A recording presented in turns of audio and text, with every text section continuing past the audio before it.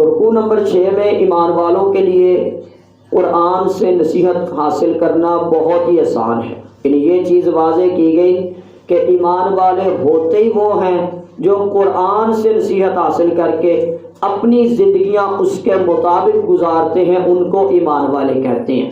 اور جو ایسا نہیں کرتے وہ نفرت میں، ضد میں، وسوسوں میں، لڑائی جھگڑوں میں، فتنے فساد میں دن بہ دن اللہ سے دور ہوتے چلے جاتے ہیں، وہ دن بہ دن اللہ کی رحمت سے دور ہو جاتے ہیں۔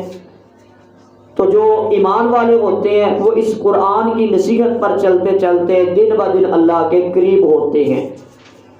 تو اس کے علاوہ پھر اس رکوع نمبر 6 میں اللہ کے علاوہ کوئی معبود نہیں ہے، اللہ تعالی ہر طرح کے شرک سے پاک ہے، کوئی اس کا شریک نہیں ہے۔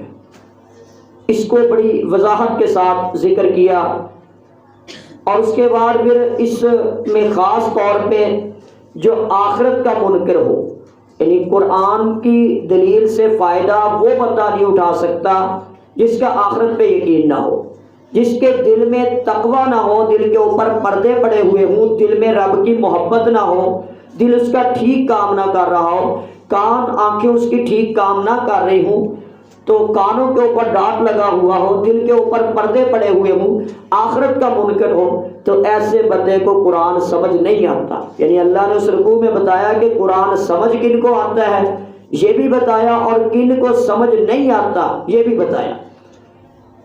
تو پھر اس کے آخر میں، رکوع کے آخر میں ایمان والوں کو احسن انداز میں گفتگو کرنی چاہیے، ورنہ شیطان تو جھگڑے ڈگلوانے کے لیے موقع تلاش کر رہا ہوتا ہے۔ یعنی احسن گفتگو ہوگی، اچھا عمل ہوگا تو اس کے ساتھ بہتریاں پیدا ہوں گے، ورنہ جب بھی کوئی ایمان کا کام کر رہا ہوتا ہے، دین کا کام کر رہا ہوتا ہے، تو شیطان تو وہاں کوئی ایسا رکھنا تلاش کر رہا ہوتا ہے کہ کس معاملے کی وجہ سے اس کو ہوا دی جائے اور جھگڑا دلوا کے اس اتفاق و اتحاد کو ختم کر دیا جائے۔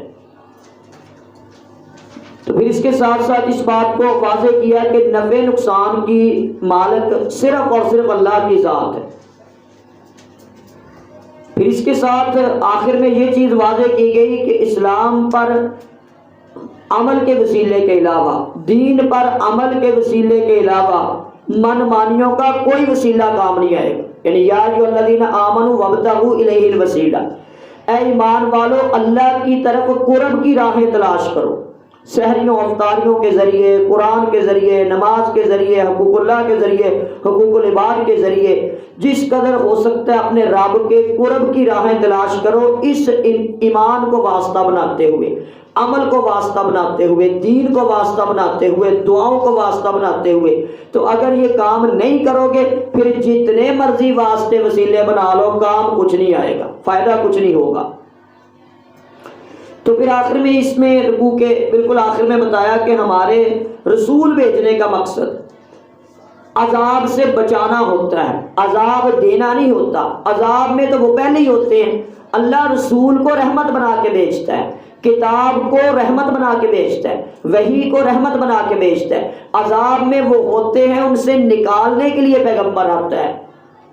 وارثان انبیاء، وراثت الانبیاء لوگوں کو ظلم سے نکالنے آتے ہیں، شرک سے نکالنے آتے ہیں۔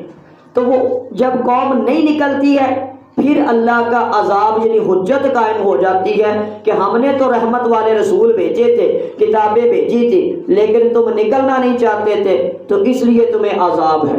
اور اس عذاب میں شجرہ ملعونہ کا آخری آیت میں تذکرہ کیا گیا کہ شجرہ ملعونہ سے مراد زقوم کا درخت، جہنمیوں کا کھانا۔ تو گویا کہ اس کی آخر تفصیل میں یہ چیز واضح کر دی کہ پسند تمہاری ہے۔ ایک طرف قرآن تمہارے لیے جنت کی راہیں کھول رہا ہے، اور شیطان تمہارے لیے جہنم کے راستے آسان کر رہا ہے۔ پسند تمہاری ہے، جنت پسند کر لو گے تو تمہاری پسند ہے، جہنم پسند کرو گے تو یہ بھی تمہاری پسند ہے۔ عمل سے زندگی بنتی ہے، جنت بھی جہنم بھی۔ یہ خاکی اپنی فطرت میں نہ نوری ہے نہ ناری ہے۔